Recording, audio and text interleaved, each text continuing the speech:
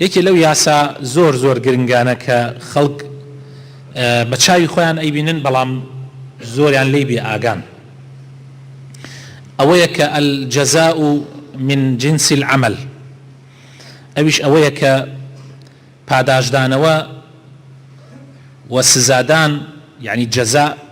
بە معنای پاداشت و بە معنای سزاش لە جنسی عملە، یعنی واتە لە جنسی ئەو کردوانەیە کە خۆت ئەیکەی، یعنی خۆمان چی بکەین بە هەمان شێوە لەسەر هەمان چەشن خوای پەروەردگار پاداشمان نەداتەوە. خوای پەروەردگارە فەرمێ لە سوورەتی ڕەحمان ئایەتی 60 هەل جەزاء الإحسان إلا الإحسان، ئایا پاداشتی چاکە هەر چاکە نییە؟ خوا ئەفەرمێ پاداشتی چاکە چاکەیە. و هەروەها لە سوورەتی نەحل ئایەتی 97 خوای تەعالا فەرمێ من عمل صالحا من ذكر أو أنثى وهو مؤمن فلنحيينه حياة طيبة ولنجزينهم أجرهم بأحسن ما كانوا يعملون. هر کەسێک لە ئێوە چاکە بکە، ئیتر نێر بێ یان مێ بێ، پیاو بێ یا ژن بێ، مادام ئیماندار بێ، خوای پەروەردگار لە ژیانی دنیاە ژیانێکی بەختەوەر و خۆشی پێ ئەبەخشێ. بەڕاستی خوای تەعالا ڕازی ئەکا لە دنیا. بەختەوەری و خۆشی ئەوە نییە قەسر و قوسوری گەورەت هەبێ، سیارەی آخر مۆدێلات لە ژێر تا بێت، چی و یعنی بەوەیە کە ئەو کەسە زۆر ئیسراحەتە، زۆر ڕازیە.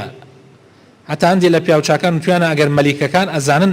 ناوی دڵی ئێمە ئەزانن دێن بە شمشێرەکانیان لە تێکەن و دڵمان ئەوەن بۆ خۆیان ئەوەنە ئێمە خۆش هاین لە خۆشیە، ئەوانیش ئەوەنە هەن لە ناخۆشیە. مەلیکەکان کە هەموو دنیاهی ئەوانە زۆر لە حاڵەتێکی قەلەق و ناخۆشیە ئەژێن، بەڵام ئیماندار ئەو پەڕی حەیاتی طەیبەی هەیە. ولنجزينهم للرجي قيامتشا ولنجزينهم أجرهم بأحسن ما كانوا يعملون، يعني خواي قورا پاداشت يانداتو بچاكترين شێوە کە خۆیان ئەیان کرد بەو شێوازە لە بەرامبەر ئەوە چیت ئەکرد بە گوێرەی ئەوە بە چاکتر، زۆر بە چاکتر و بە چەناها قاتیش لەوەی کە خۆت ئەتکرد پاداشت ئەدرێتەوە. هەروها خوای تەعالا ئەفەرمێ دەربارەی ئەوانەی کە خراپە ئەکەن لە سوورەتی طاها. خوای تەعالا ئەفەرمێ ومن أعرض عن ذكري فإن له معيشة ضنكا ونحشره يوم القيامة أعمى. ئەوانەی کە لە ذکری خوا، لە بەرنامەی خوا، لە پەیامی خوا لایاندا و پشتیان هەڵکرد، خوای تەعالا فەرمێ ژیانێکی زۆر ژەهراویان هەیە، لە گوێژاڵک تاڵترە. ونحشره يوم القيامة أعمى، للرجي قيامتشا بكويري حشر كري كابرا للرجي قيامتها ديت زمان كور نبوة لدنيا، للرجي قيامتها كورة ديت زمان وقالت قال ربي لما حشرتني أعمى، قالت پروردگارم بو بكويري حشرت كردم وقد كنت بصيرا، لكاتيك من چاوساغ بوم لدنيا بو كورت كردم. قال كذلك أتتك آياتنا فنسيتها، أفرمي هر بو چشنا آياتكاني إيمد بو أهاتو پش ديو تخستو لبيري خوتت أبردوا وكذلك اليوم تنسى، أمروتوش آوا لبير أكري. وأوفوا بعهدي أوفي بعهدكم، خواهي تعالى وعدي داوة لقرآن لسورة بقرة آياتي چل وعدي داوة تو وفا بعهد بيماني خوابك تو بيك خواهيش أوي وعدي بيدابوتك.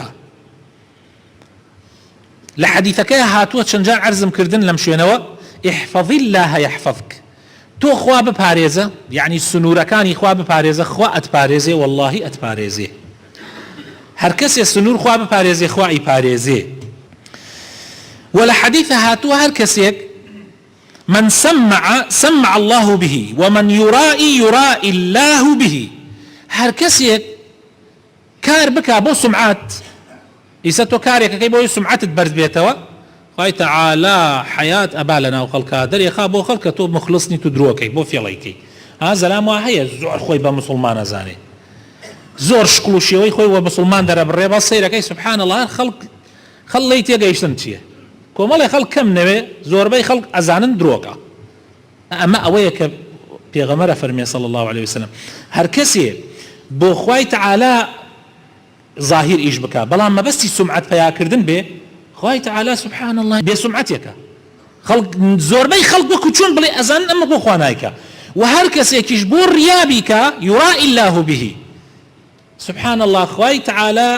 بۆ خەڵک ئیسباتێکە کە ئەمە بۆ ڕیایی ئەیکا بۆ خوا نایکە و هەروەها لەبارەی تەوحیدی خواوە پێغەمبەری خوا صلی الله علیه وسلم ئەفەرمێ من تعلق شيئا وكل إليه هر کەسێ پشت و پەنا بە شتێکی تر ببەسێ جگە لە خوا پەنا بە شتێکی تر ببەسی خوای گەورە داتە دەستی ئەو شتە زەلام خۆی ئەبەسێتە زەلامێکەوە خوای داتە دەستی ئەو زەلامەتەوە ئینسانی مسلمان لە هەموو ژیانیا بێ بەخۆی بەسێتە خوای پەروەردگارەوە نابێ شەریک بۆ خوا قەرار بدەی ئەبێ پەنات بەخوا بێ بەس ئەسبابش دروستە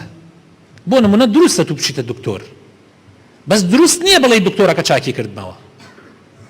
دروستە من و تۆ ئەگەر نەخۆش کەوتین بچین سەردانی دکتۆر بکەین بۆی کەشفمان بکا و عیلاجیشمان بۆ بنووسێ ئەمە دروستە بەس دروست نییە من بڵێم وەڵا ئەو دکتۆرە چاکی کردمەوە ئەبێ بڵێم ئەو دکتۆرە بووە سەبەب کەشفی کردم بە ئیزنی خوا ئەو چاکی کردمەوە بە ئیزنی خوا دەوای بۆ نووسیم و ئەوە ئەبێ دائیمەن بزانی کە دکتۆر سەبەبە ئەگینا ئێمە ئەزانین هەرچی دەوڵەمەن و پاشا و گەورەکانی ئەم دنیاە هەیە دکتۆری دنیا دەوریانی دا و ئەشمرن چاکترین دکتۆرەکانی دنیا هاوان سەریان و ئەمرن ئەبێ ئاگامان لێی بێ و هەروەها لە قەزا و قەدەرا خۆشەویستەکانم قەزا و قەدەر ئێمە بەشێکە لە ڕوکنی ئیمان ئینسانی ئیماندار ئەبێ بزانێ ئەم حەدیثەی پێغەمبەر صلی الله علیه وسلم فێرت کە إن عظم الجزاء مع عظم البلاء گەورەی پاداش دائما لەگەڵ گەورەی بەڵاکانایە چەندە بەڵاکە گەورە بێ تۆ سەبر بگری پاداشتەکەشت ئەوە گەورەیە وإن الله تعالى إذا أحب قوما ابتلاهم خوای تعالی ئەگەر قەومانێکی خۆش بێ ئیبتیلایانەکە یعنی ئیمتحانیانەکە بۆ ئەوەی بسلمێ کە ئەمە خوای خۆشەوێ یعنی ئەگەر تۆ خوا هیچ ئیبتیلات نەکاو لە ڕۆژی قیامەتا تۆ سێنگت دەرکردی بژی من پیاوێکی باشم ئەمە نابێ ئەوانەی کە لە ڕۆژی قیامەتا دەرەکەفن و هەموو خەڵق ئەیان بینێ هەمووی بە ئیبتیلا گەورە بوون ئیمتیحان کراون ئەمە خۆ دنیا نییە کابرا بۆتە بخاوەن ماجستێر و بۆتە پرۆفیسۆر و هیچ ئیمتیحانێکی نەکردە واستەی ئەم حزبەکە ئەو حزبەکە گەیانێتی ئەو پلەپایە هیچیش نازانێ لە قیامەتە ئەمە نییە هەر کەسێ لە قیامەتە شەهادەی بەرزی هەبێ بە ئیمتیحاناتێکی ڕاستەقینە گەیەوێتە ئەو پلەیە بۆی هەبێ ئاگامان لێی بێ فمن رضي كي راضي بابتلاء كان إخوة فله الرضا ومن سخط فله السخط كي راضي ببي خواهي قورب لي راضي أبي بس كيش نعوذ بالله راضي نبي بابتلاء إخوة وببشي إخوة خاليت الرابي حروها بالرزانم لبابي قضاء وقدر في غمر إخوة صلى الله عليه وسلم حديثك زور زور قرنق بان بي أدابو إيما زور قرنقه بۆ ئێمە زۆر گرنگە هەر یەکێک لە ئێمە زۆر ئەمە گرنگە ئینەکە پێغەمبەر فەرمێ لن تدع شيئا لله عز وجل إلا بدلك الله بما هو خير لك منه زۆر گرنگە ئەم حەدیثە تۆ هەر شتێک لەبەر خاتری خوا وازی لێ بێرە لەبەر خاتری خوا خۆشەویستەکان گەنجە جوانەکان با لە ئێوە دەست پێ بکەم تۆ هەر کارێک ها لە بەردەستە ئەزانی حرامە لبري خاطري خوا وازي لي بيرا بس لبر خوا والله خوا لو تشاكتر كاتا نصيبت يعني لو انا هر او بكاتا نصيبت بلان بباكي وبحلالي لو انا هر او بارا بكاتا نصيبت كحرامه تو اتواني بحرامي بيبي بس خواي تعالى بحلالي كابا نصيبت بزياتري شوا يان بوت يقول بتشتك لو زور باشتر ده اما جيب كم وتعقيب كنوا زۆرتان لەوانەیە لەبەر خاتری خوا زانوت ئێمە حرام وازی لێ هاوردووە لەوە دواخوا بۆی تعویز کردووە زۆر بەوە لەوە چاکتر هەر کەسێ حەز لە لیقای خوا بکە خوا حەز لە لیقایەکە هەر کەسێ حەز لە لیقای خوا نەکە خوا حەز لە لیقای ناکە من أحب لقاء الله أحب الله لقاءه ومن كره لقاء الله كره الله لقاءه حەز لە گەیشتنەوەی خواکەی حەزەکەی بگەیتۆ خوا خواش حەزەکە بگەیتۆ خواش چاوەڕوانتە زوو بگەیتۆ لیقای چکۆ خۆش دێوێ هەر کەسێکیش حەز نەکا بگاتۆ لای خوا خواش حەز ناکا بگاتۆ لای جا ئاگامان لێی بێ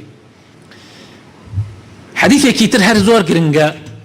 پێغەمبەری خوا صلی الله عليه وسلم فەرمێ ولا فتح عبد باب مسألة إلا فتح الله عليه باب فقر هەر کەسێ دەرگای کلیلی دەرگای سوالکردن بکاتەوە هەر ئەوەنە حەساوە کردتۆ سبحان الله خوا کلیلی دەرگای فەقیریت لێ کاتەوە ئەو کەسانەی سوالەکەن لە هەموو خەڵک فەقیرترن ئەگەر بە دەفتەر دۆلاریان لە قبانقا خەزم کردی بێت لە هەموو خەڵک فەقیرترن لە ئەخیرا نابێتە نەسیبیشن بە فەقیری و بە زەلیلی ئەمرن چونکە باوەڕی بە ڕەزاقیەتی خوا نییە ئەو کەسە وا ئەزانێ بەو شێوازە ڕزق پێیا ئەبێ طبعا ئەمە بەس تەنها سوالکەر ناگرێتەوە خۆشەویستەکانم هەر کەسێک تەنازول بدا لە عەقیدە لە بیر و باوەڕەکەی بکرێتە دوای ئەم و ئەو لەبەر خاتر پارە تەنازول بدا بزانێ ئەمە حرامە و ئەیکا لەبەر خاتر پارە ئەوە ئیتر دڵنیابن زەلیلە دڵنیابن فەقیرە بێ و حتا ماوە تێر ناخوا وەکو کابرایەک وایە تینوی بێ لە ئاو بەحر بخواتەوە جا لە ئاو بەحر خۆشەویستەکانم هەتا لێ بخۆی تۆ تینوترتە چکە شۆرە هەتا لێ بخۆی زیاتر تینوتە بێ لە حەدیثە هاتووە ئیبن عومەر بۆمانە گێڕێتەوە فەرمێ پێغەمبەری خوا صلی الله عليه وسلم فەرمووی من شرب الخمر في الدنيا لم يشربها في الآخرة إلا أن يتوب فەرمێ هەر کەسێ لەم دنیاە عەرەق بخواتەوە هاسی پاداشتکن بە جنسی خۆیەتی هەر کەسێ لەم دنیا عەرەق بخواتەوە یعنی خەمر ئیتر خۆشەویستەکانم بەس عەرەق نییە هەموو مەوادی موسکرە هەموو مادە بێهۆشکەرەکانە ئیتر تلیاکە هەموو نەوعەکانی تەنانەت خۆشەویستەکانم یعنی ئەم تریاکە ئەم هەینە ئەمەی وا نەرگیلە ئەم نەرگیلە ئێستا زۆر یەک لە مەواد کە تێکەڵێکن ئەمانە هەمووی مەوادی مخەدیرە هەمووی بەشێکە لە عەرەق بۆیە ئەو کەسانە دەست بە نەرگیلە ئەکەن یان بە جگەرە ئەکەن دوای ناتوان وازی لێ بێنن چونکە لە جگەرەیە مادەی مخەدیر هەیە لە نەرگیلە زۆر زیاتر هەیە بۆیە ئاگامان لێی بێ ئەم حەدیثە بمان ترسێنێ ئەمە بەس عەرەق ناگرێتەوە بتڵەکە بگریتە دەسەوە نا دەرزیە قوم لێدانە هەڵکێشان هەر نەوعێک لەون بۆنکردنە هەموو ئەوانەی کە مەوادی مخەدیرن ئەگەر تۆ پێی بزانی و بیخۆیتەوە قومی لێدەی بیمژی بۆنی بکەی دوایی لە قیامەتە لەو شەرابە کە پێی ئەوترێ خەمر لە بەهەشتا خوای تەعالە ئامادەی کردووە بۆ ئەهلی ئیمان کە شەرابێکی زۆر خۆشە لە قورئانە خوای تەعالە باسیەکە تۆ لێی بێ بەشە بی ها ئەگەر ئەمە بخۆیتەوە لەوێ بێ بەشە بیت ئیلا مەگەر تۆبە بکەی ئەگەر تۆبەیەکی نەسوحت کرد و نەگەڕایتەوە ئینشاء الله خوای ڕەحمەت پێیەکا من بنى لله مسجدا بنى الله له في الجنة مثله أما الآن أواني كباس ما نكر لاني عقوبات بس أما يعني كباس يكين لاني پاداش هر كسي لبر خاطري خوا مزقوت يدروز بكا لبر خاطري خوا لله إخلاص أما عكس شركة كباس ما نكرت